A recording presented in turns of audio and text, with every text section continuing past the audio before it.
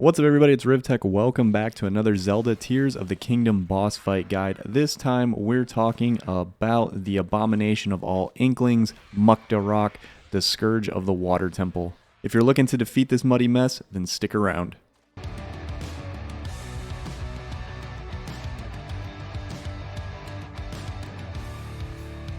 Just like everything else in Tears of the Kingdom, you have the freedom and variety to approach this fight in multiple ways. The main thing that you're going to need is water. You can use Splash Fruit, Blue Choo Choo, Zonai Fire Hydrants. If you don't have any of those items, it's fine because you still have Sidon's special ability. Whichever water source you choose, you're going to want to hit the MUCKTORok while it's in the shark form in order to get it to pop out of the mud and go into its octopus form, or squid, or whatever that is. Cephalopod? If you don't have arrows, I recommend using a spear for this fight because it has some range and the MUCKTORok will run away from you pretty quickly. All you have to do is hit it once in order for it to go down, and the spear really helps with that. After punishing MUCKTORok in its octopus form, it'll go back into the mud shark. You're going to chase it down. Try to lead your shots.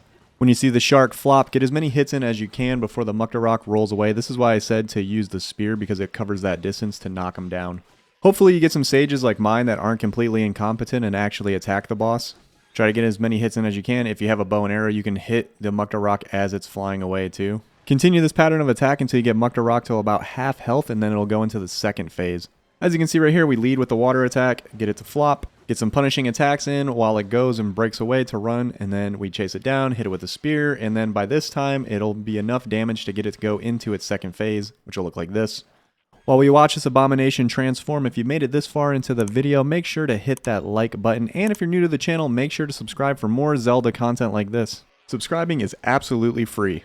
Alright, so the second phase is similar to the first phase, except there's a bunch of mud all over the ground. MUCKTORok will also have attacks that you're going to have to dodge. He'll shoot this like mud laser beam out of his mouth. You just jump with the low gravity and glide over top of it. The attack pattern will stay the same. If you're low on arrows or don't have any of the other items that I mentioned, you can always wait for Sidon's power. Just make sure you hit and not miss like I did right there. For the sake of time, I'm going to fast forward it a little bit because it's a little slow going from here. All I'm trying to do here is use Sidon's ability to clear the mud and to also hit the shark. And what you're about to see right here is when the MUCKTORok pops out of the mud, what I use is an arrow with Splash Fruit, and I'm just going to hit it in the air. You don't have to use a Splash Fruit to hit him, you just have to knock him out of the air with it, but it does help to clean up the area around it. Then again, while he's down, you just go and punish.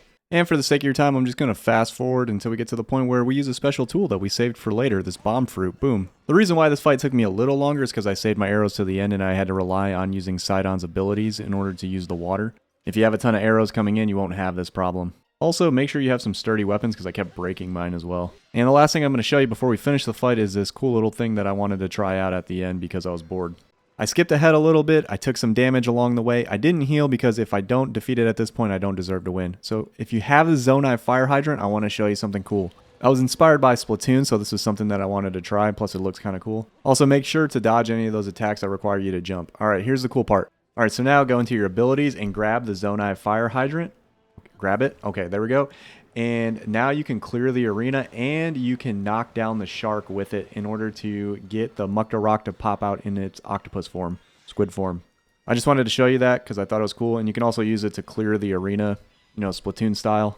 Now, since the health is already low, you're going to go into that final hunt for the MUCKTORok. What I try to do is look at its movement pattern and get in front of it as it's coming towards me. So as you can see right here, it starts to come towards me and then boom, hit it while it's landing. Once you hit it, it stays on the ground, so then you just finish it off right here. And now you and your sages can pummel this abomination into submission until you finally defeat it. As I said at the beginning of this video, there's no one way to approach this fight. The only thing that's mandatory that you need is water.